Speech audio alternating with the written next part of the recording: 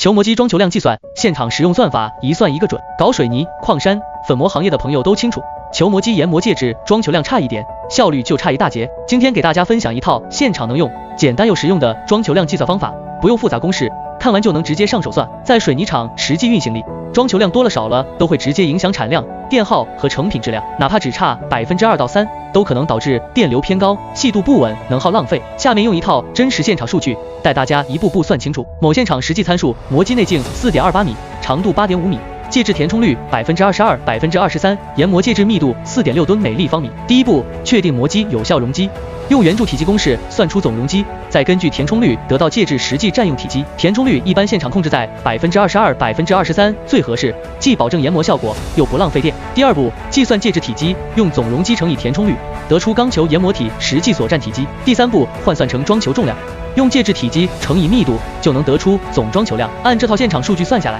最终装球量大约在125到126吨之间，和现场实际用量高度吻合。很多人问有没有更简单的现场速算方法，答案是有的，直接用标准填充率22%、23%乘以磨机容积，再乘以介质堆密度，几分钟就能算出结果，误差非常小。这套算法不管是水泥磨、矿山球磨、原料磨都通用，核心目的只有一个，不多装不少装，让磨机处于最佳工况。装多了电耗高，磨损大；装少了产量低，细度差。精准控制装球量，才能稳定出料，降低电耗，提升产能。真正实用的技术从来都不复杂，把基础原理吃透，现场问题迎刃而解。下次你在现场算装球量，直接用这套方法，精准高效不出错。